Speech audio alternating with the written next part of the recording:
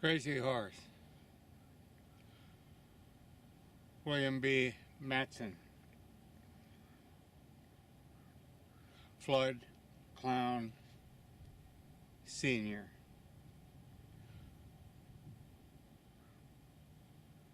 Douglas War Eagle.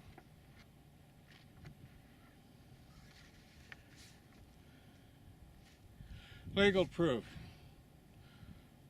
of who owns what. Band of friends. Closeness to source, proximity to source, voices. Whose dominates? Whose crazy horse rises? Who is Crazy Horse? Floyd Clown, Sr., Douglas War Eagle.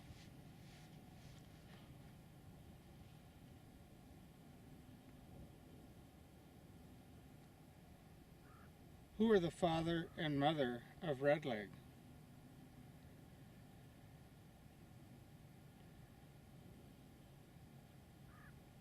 Was Iron between horns married? And if so, how many times? Who was her husband?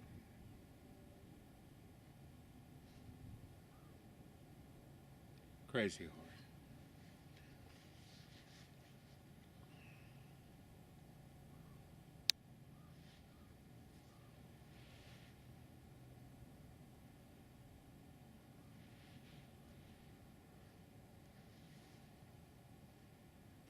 Crazy Horse.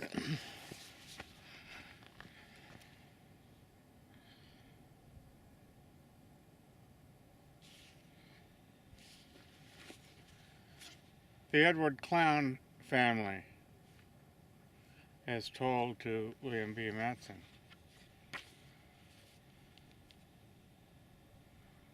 Crazy Horse grandsons. Got it?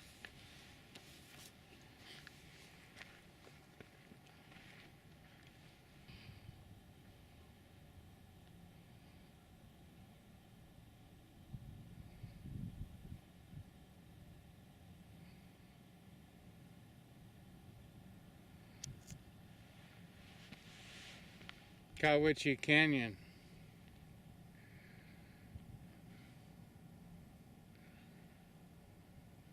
Late start.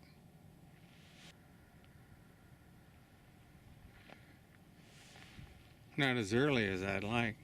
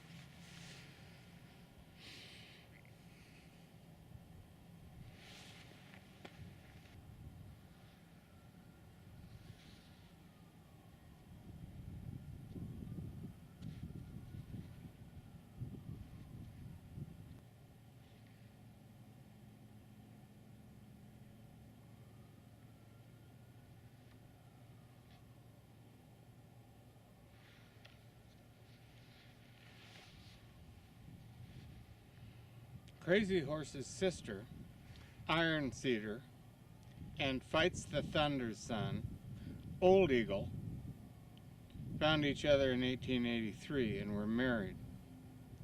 It was a joyous event and allowed our family to be happy for a time in their happiness. Old Eagle's agency name was Amos Clown. Old Eagle was a Heyoka. And when the agency interpreter asked him who he was, he told them he was a Heyoka. Since there is no word for Heyoka in English, they gave him the last name of Clown. They gave Iron Cedar the first name of Julia, so she became known as Julia Clown at the agency.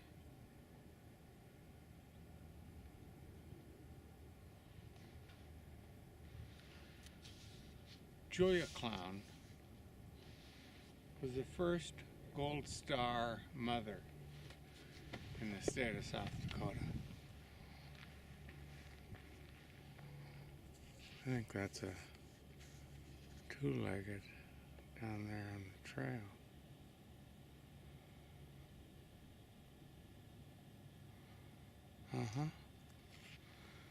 Last night, at the reading at Inklings, Karen said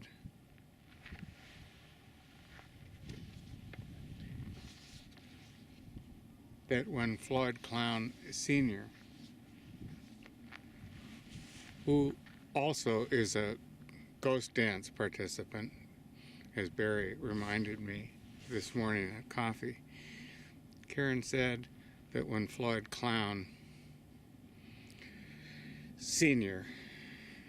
started talking about the two-leggeds, her first tear fell, and that she cried, tears streaming during the rest of the reading. Karen's ancestry story probably helping to trigger that.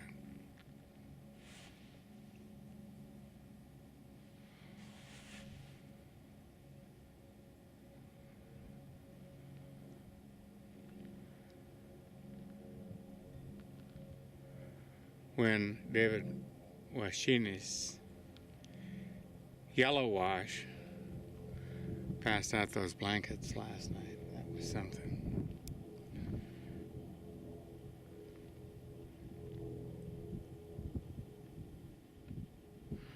He said that when he went to Standing Rock last summer, they asked him his name and he said, Washines. And he said, no, what's your name? Oh, he said, Yellow Wash.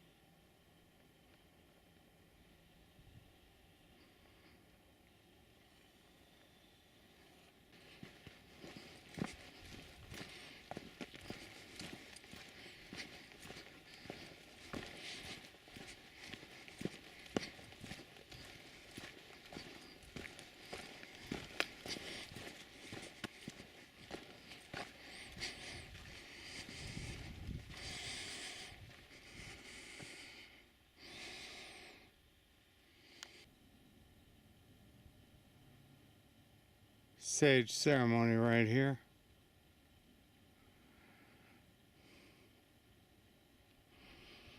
Rich.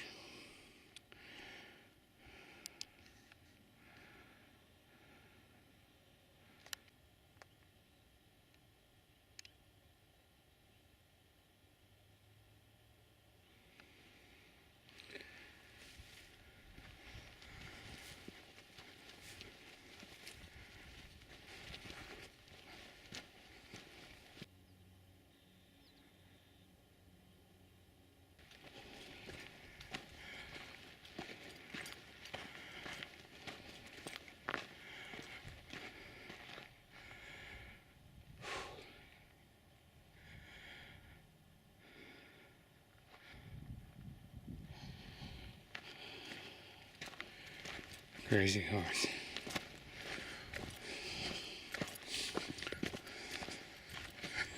Floyd Clown, Senior.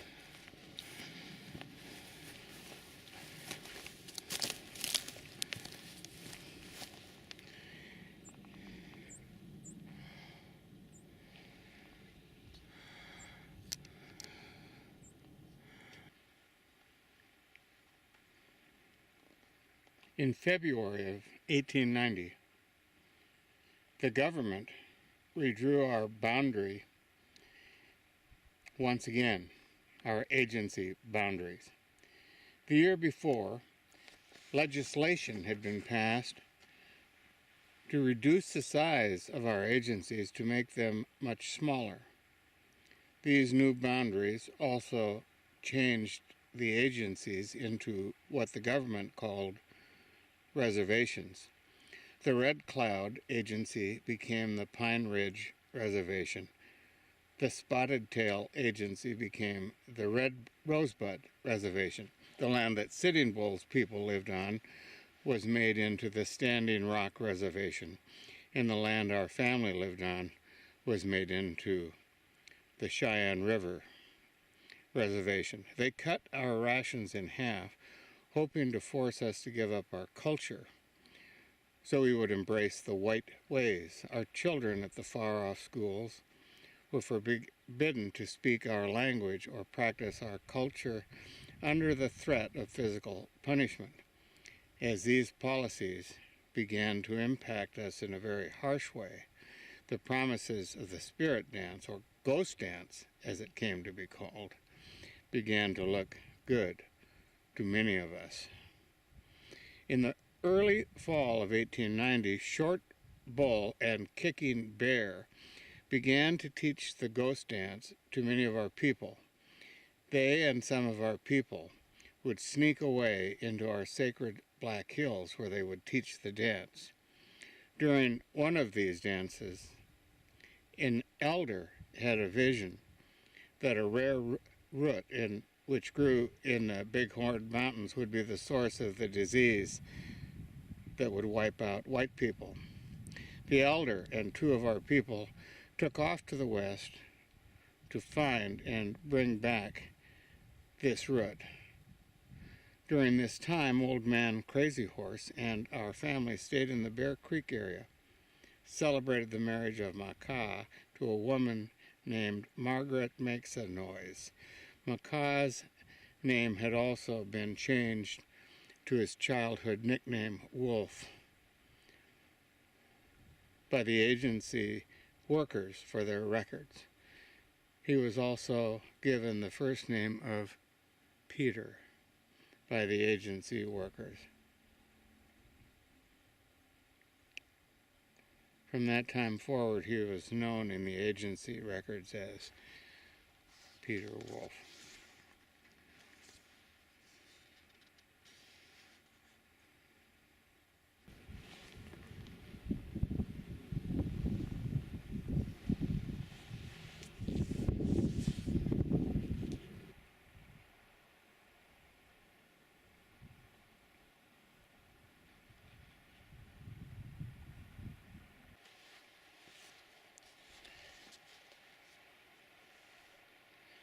While Lala Ed and Floyd were at the fair, Floyd's eldest sister Edwina happened to swing by the cabin to see her parents.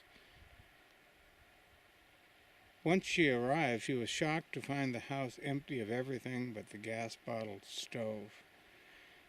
Lala Ed and Grandma Amy had been robbed.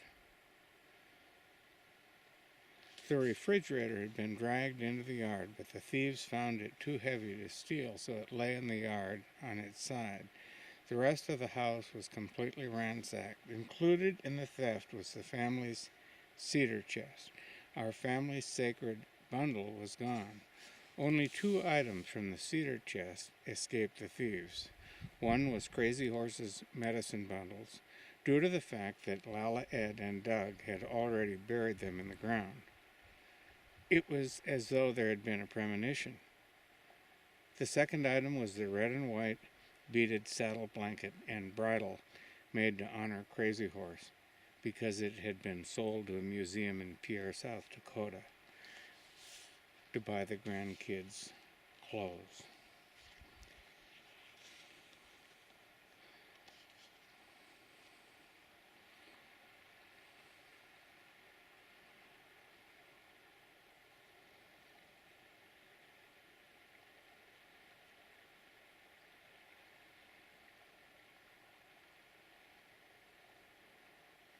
During a ceremony in 2001, Floyd, Doug, and Don were told that those from the other side were going to direct some helpers to help them get our story, our family's story out.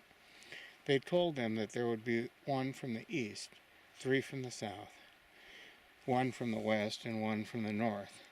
On May 23, 2001, in another purification ceremony, they were told that the helper from the west was on his way.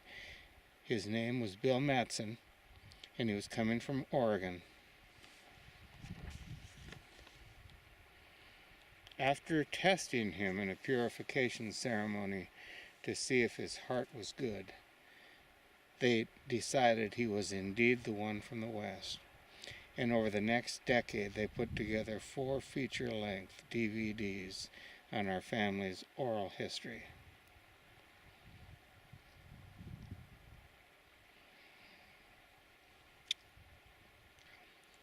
He would know what we were talking about, so we entrusted him to do his best under our watchful guidance. We are happy that we finally have gotten our oral history into print. It is important that it be so. Our nation has no future if it does not know its past. We encourage all Lakota families who are willing to show their family trees and accompanying probate papers to tell their families' oral histories too. We would like to see our people throw off the yoke of those educated in other cultures who claim to have the knowledge to define our people and our people's history.